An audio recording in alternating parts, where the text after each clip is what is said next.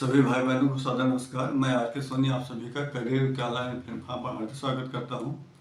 आज का हमारा कंटेंट है, एक ऐसा कंटेंट है जो लगातार और लगभग हमेशा पूछा जाता है।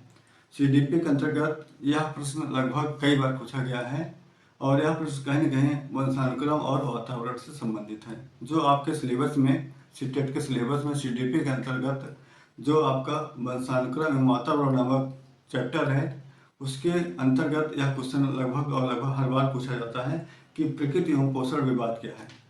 प्रकृति एवं पोषण विवाद क्या है, और इसमें यह पूछा जाता है प्रकृति एवं पोषण विवाद क्या है, इसमें प्रकृति से क्या तात्पर्य होता है और पोषण से क्या तात्पर्य होता है। तो हमारा आज का जो कंटेंट है उसका क्या नाम है, प्रकृति, क्या नाम है, प्रकृति पोषण विवाद। क्या नाम है, प्रकृति पोषण विवाद। आज का हमारा कंटेंट है, कंटेंट का नाम है प्रकृति पोषण विवाद। यह प्रश्न वास्तव में बहुत ही अच्छा है और कई बार पूछा भी एग्जाम में जा चुका है। बहुत सारे बच्चों में कन्फ्यूजन हो जाता है कि प्रकृति क्या होता है और पोषण क्या हो जाता है। हाँ, पोषण क्या होता है, क्योंकि प्रकृति पोषण विवाद वास्तव में एक बहुत बड़ा मुद्दा है मनोविज्ञान का, और दुनिया के जितने भी मनोवैज्ञानिक हैं वो सभी मनोवैज्ञानिक कहीं न कहीं दो वर्गों में विभाजित हो जाते हैं। इस बात को लेकर विभाजित हो जाते हैं, बढ़ जाते हैं कि उन लोगों में से, उन सभी मनोवैज्ञानिकों में से कुछ मनोवैज्ञानिकों का मानना होता है कि किसी बालक के विकास में वंशानुक्रम की महत्वपूर्ण भूमिका होती है, तो उसी में से कुछ मनोवैज्ञानिकों का मानना होता है कि बच्चों के विकास में कहीं न कहीं वातावरण की महत्वपूर्ण भूमिका होती है। एक पक्ष वंशानुक्रम को महत्वपूर्ण मान रहा है और दूसरा पक्ष वातावरण को महत्वपूर्ण मान रहा है। यानी किसी बच्चे के विकास में वंशानुक्रम ही महत्वपूर्ण होता है, ऐसा भी बहुत सारे मनोवैज्ञानिकों का मानना है, और किसी बच्चे के समग्र विकास में वातावरण की महत्वपूर्ण भूमिका होती है, इस पक्ष में भी बहुत सारे मनोवैज्ञानिक हैं। तो इस चीज़ को लेकर के सभी मनोवैज्ञानिकों में एक डिबेट हो गया, एक विवाद हो गया। क्या हो गया, डिबेट हो गया, विवाद हो गया। और विवाद इस तरीके से हो गया कि सीटेट वालों ने मौका पा गए और यहाँ से प्रश्न बना दिए कि प्रकृति पोषण विवाद में प्रकृति से क्या तात्पर्य होता है और पोषण से क्या तात्पर्य होता है। तो मैं आपको आज यहाँ पर बताऊंगा कि प्रकृति पोषण विवाद में प्रकृति से क्या तात्पर्य होता है और पोषण से क्या तात्पर्य होता है। यही आपका प्रश्न बनता है, एग्जाम में यही पूछा जाता है कि प्रकृति पोषण विवाद क्या है और इसमें प्रकृति से क्या तात्पर्य होता है और पोषण से क्या तात्पर्य होता है। तो यहाँ पर देखेंगे कि एक वर्ड है यहाँ पर प्रकृति, और इधर हम लिख लेते हैं पोषण। पोषण, यह दो पक्ष है, दो वर्ग है, दो विभाजन है।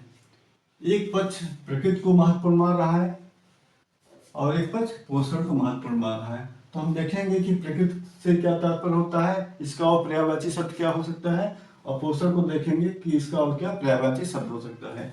तो प्रकृति को हम लोग अंग्रेजी में क्या लिखते हैं, नेचर लिखते हैं। क्या लिखते हैं, नेचर लिखते हैं। यहाँ पर क्या लिखते हैं, नर्चर लिखते हैं, NURTURE। यानी प्रकृति को नेचर कहा जाता है और पोषण को क्या कहा जाता है, नर्चर कहा जाता है। फिर उसके बाद एक वर्ड आता है वंशानुक्रम। क्या आता है, वंशानुक्रम। क्या आता है, वंशानुक्रम। फिर एक वर्ड आता है आपका आनुवंशिकी। क्या आता है, आनुवंशिकी। फिर एक वर्ड आता है आपका जन्मजात। ठीक है ना। फिर अंग्रेजी में को आता है हेरिडिटी। यानी प्रकृति को हम कई नामों से जानते हैं। एक तो प्रकृति के नाम से जानते हैं, दूसरा इसे अंग्रेजी में नेचर कहा जाता है, इसे हिंदी में वंशानुक्रम भी कहा जाता है, और इसे आनुवंशिकी भी कहा जाता है, इसे जन्मजात भी कहा जाता है, और इसे हेरिडिटी भी कहा जाता है। ठीक उसी प्रकार से पोषण को नर्चर भी कहा जाता है, इसी को क्या कहा जाता है, वातावरण भी कहा जाता है, इसी को क्या कहा जाता है, पालन पोषण भी कहा जाता है, पालन पोषण भी कहा जाता है, इसी को क्या कहा जाता है, पर्यावरण भी कहा जाता है, पर्यावरण भी कह सकते हैं। इसको क्या कहा जाता है, अर्जित भी कह सकते हैं, ठीक है ना।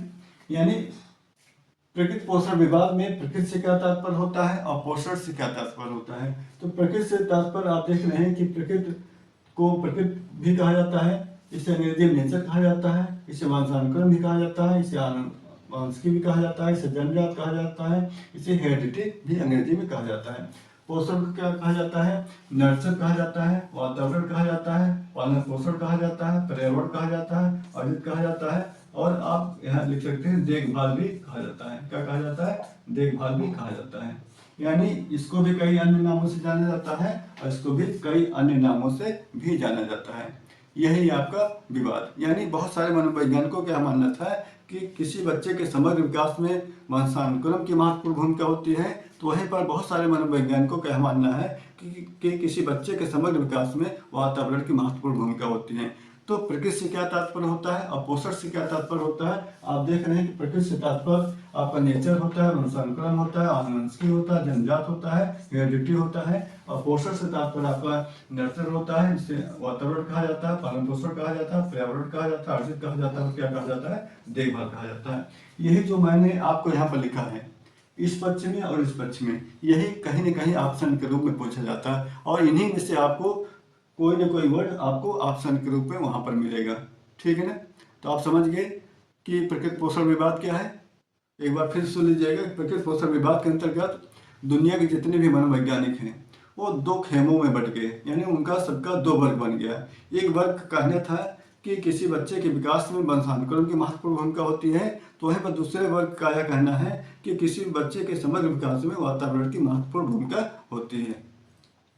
तो इस प्रकार से हमने देखा कि प्रकृति से क्या मतलब होता है और पोषण से क्या मतलब होता है। मैंने आपको पूरा इसका जितना भी पर्यायवाची होता है सब लिख करके समझाने का प्रयास किया। मुझे उम्मीद है कि आपको बातें समझ में आ गई होगी, क्लियर है। फिर अगर हम आपको एक निष्कर्ष के रूप में अगर बात करें, एक निष्कर्ष निकाल कर अगर हम बात करें, तो यह निश्चित रूप से कहा जा सकता है कि किसी बच्चे के समग्र विकास में न तो वंशानुक्रम की अकेली भूमिका होती है और न तो अकेले वातावरण की महत्वपूर्ण भूमिका होती है, बल्कि किसी बच्चे के समग्र विकास में कहीं न कहीं वंशानुक्रम और वातावरण के दोनों के गुणनफल के योग के बराबर उसकी भूमिका होती है। यानी जो वातावरण होता है, जो वंशानुक्रम होता है, किसी बच्चे का वह क्या होता है, गुणनफल होता है। यानी गुणनफल जो होता है उसके थ्रू किसी बच्चे का समग्र विकास होता है। तो यहाँ पर हम आपको और आगे समझाने का प्रयास करेंगे और इसको स्पष्ट और क्लियर करने का प्रयास करेंगे कि किसी बच्चे के समग्र विकास में किस रूप में किसकी महत्वपूर्ण भूमिका होती है। तो मैं आपको यहाँ पर बताऊं, एक मनोवैज्ञानिक है जिनका नाम है वुडवर्थ। क्या है, वुडवर्थ। वुडवर्थ महोदय का कहना है कि किसी बच्चे के विकास में वंशानुक्रम और वातावरण इन दोनों के गुणनफल के बराबर किसी बच्चे का समग्र विकास होता है। यानी अगर हम फार्मूला के रूप में लिखना चाहें, सूत्र के रूप में लिखना चाहें, तो हम कह सकते हैं कि व्यक्ति विकास बराबर व्यक्ति विकास बराबर वंशानुक्रम गुणे वातावरण। क्या कर सकते हैं, वंशानुक्रम गुणे वातावरण। ध्यान दीजिएगा, किसी बच्चे के समग्र विकास में वंशानुक्रम गुणे वातावरण, यहाँ कभी भी प्लस नहीं होगा। अगर आप चाहें कि यहाँ पर हम लिख दें कि वंशानुक्रम धन वातावरण, यह गलत है। क्या है, यह गलत है। कभी भी योगफल नहीं होता है। योगफल के आधार पर अगर हम अब व्याख्या करेंगे और निष्कर्ष निकालेंगे तो यह कहीं न कहीं अधूरा आपको समझ में आएगा। यानी यह अधूरा व्याख्या करता है, यह कंप्लीट व्याख्या नहीं करता है। क्यों? क्योंकि यहाँ पर योगफल का मतलब होता है कि अगर किसी एक को हटा दिया जाए और कोई एक बचा रहे, यानी कोई एक हट जाए और कोई एक बचा रहे, तब भी किसी बच्चे का समग्र विकास हो जाएगा। क्या ऐसा संभव है क्या कि अगर हम वातावरण उस बच्चे को न प्रदान करें और सिर्फ वंशानुक्रम के द्वारा ही उस बच्चे के विकास की अपेक्षा करें, तो क्या ऐसा संभव है क्या किसी बच्चे का केवल वंशानुक्रम के द्वारा उसका विकास हो जाएगा? कभी नहीं हो सकता है। या कि हम थोड़ी देर के लिए उसके वंशानुक्रम को हटा दें और सिर्फ वातावरण को रहने दें, तो क्या ऐसा संभव है क्या कि वंशानुक्रम के द्वारा यदि वह किसी चीज़ को लेकर पैदा ही नहीं हुआ है, यानी उसके अंदर जो जन्मजात विशेषता होनी चाहिए या जन्मजात जो गुण होना चाहिए या जो उसका पावर होना चाहिए, अगर वो उस चीज़ को लेकर नहीं पैदा हुआ है तो क्या वातावरण प्रदान कर देने से उसका समग्र विकास हो जाएगा? कभी नहीं होगा। यानी कहीं ना कहीं किसी एक के अभाव में यहाँ पर बात की जा रही है कि उसका विकास संभव है, हाँ, जो कि क्या है, पूरी तरह से गलत है। यहाँ पर योगफल की बात नहीं की जाती है। योगफल के द्वारा किसी भी बच्चे का समग्र विकास संभव ही नहीं है, जैसा कि मैंने आपको समझाने का प्रयास किया। यहाँ पर इसका मतलब यही होता है कि एक को अगर हम हटा देते हैं तो दूसरा बना रहता है, यानी दूसरा बना रहता है और दूसरा बना रहने की वजह से भी किसी बच्चे का समग्र विकास हो सकता है। ऐसा बिल्कुल संभव नहीं है। तो संभव क्या है? यह है वुडवर्थ का फार्मूला। वुडवर्थ के अनुसार व्यक्ति विकास बराबर क्या होता है? वंशानुक्रम गुणे वातावरण। यानी यहाँ पर दोनों का गुणनफल होता है, दोनों के गुणनफल के बराबर ही किसी बच्चे का समग्र विकास होता है। जैसे अगर हम बात करें थोड़ी देर के लिए कि अगर वातावरण के स्थान पर अगर हम यहाँ पर जीरो कर दें, वातावरण के कर दें जीरो कर दें, तो आप जानते हैं गणित में अगर किसी भी संख्या में अगर हम जीरो से गुणा करते हैं तो संख्या क्या हो जाती है? जीरो हो जाती है। यानी यहाँ पर जैसे हम वातावरण को जीरो करेंगे वैसे क्या हो जाएगा? यह भी जीरो हो जाएगा, यानी यह भी जीरो हो जाएगा। समझ रहे ना मेरी बात को? जो मैं आपको समझाने का प्रयास कर रहा हूँ शायद आप समझ पा रहे होंगे कि अगर ये को हम जीरो करेंगे तो दूसरा भी जीरो हो जाएगा। और आप जानते हैं जब दूसरा जीरो हो जाएगा तो क्या ऐसे में किसी बच्चे का विकास हो सकता है? कभी नहीं होगा। यानी किसी भी बच्चे के समग्र विकास के लिए दोनों जरूरी है। अगर किसी एक को हम हटाते हैं तो दूसरा ऑटोमेटिक हट जाएगा, स्वतः हट जाएगा, यानी स्वतः समाप्त हो जाएगा। और जब स्वतः समाप्त हो जाएगा तो किसी भी बच्चे के विकास की संभावना ही नहीं की जा सकती है या अपेक्षा ही नहीं की जा सकती है ना। विकास तभी होगा जब दोनों की महत्वपूर्ण भूमिका होगी, इसकी भी महत्वपूर्ण भूमिका हो और इसकी भी महत्वपूर्ण भूमिका हो। दोनों के गुणनफल के बराबर ही किसी बच्चे का विकास होता है। समझ गए ना? यह फार्मूला किसका है? वुडवर्थ महोदय का है। वुडवर्थ महोदय के द्वारा यह दिया गया सूत्र सबसे प्रामाणिक सूत्र माना जाता है और ऐसा माना जाता है कि नहीं, वास्तव में इसी के अनुसार किसी बच्चे का समग्र विकास होता है। समझ गए? अब एक प्रश्न के माध्यम से मैं आपको और समझाने का प्रयास करूंगा कि सीटेट में प्रकृति पोषण विभाग से किस प्रकार से क्वेश्चन पूछा जाता है। तो मैं आपको यहाँ पर एक प्रश्न नोट कर रहा हूँ, उस प्रश्न के माध्यम से आपको समझ में आ जाएगा कि क्वेश्चन कैसे पूछा जाता है। प्रकृति पोषण विभाग प्रश्न है आपका सीटेट प्रश्न। प्रकृति पोषण विभाग, प्रकृति पोषण विभाग निम्नलिखित में से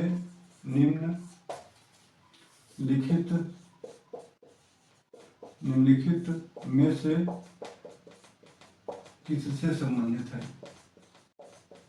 किससे संबंधित है?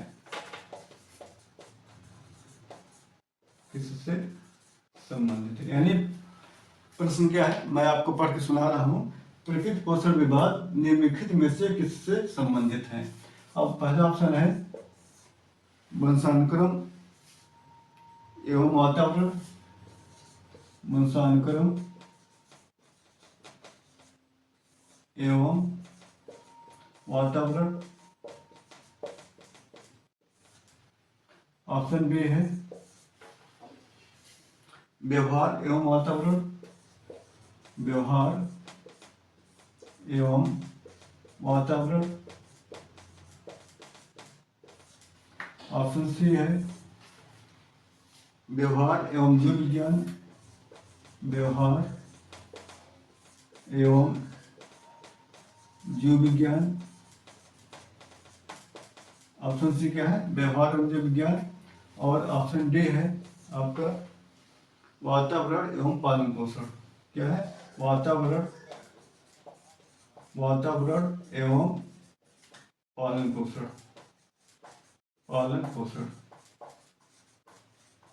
क्या है? वातावरण एवं पालन पोषण। मैं आपको पढ़ के सुना रहा हूँ फिर से कि प्रकृति पोषण विभाग निम्नलिखित में से किससे संबंधित है? ऑप्शन ए में है वंशानुक्रम एवं वातावरण, ऑप्शन बी है व्यवहार एवं वातावरण, ऑप्शन सी है व्यवहार एवं जीव विज्ञान और ऑप्शन डी है वातावरण एवं पालन पोषण।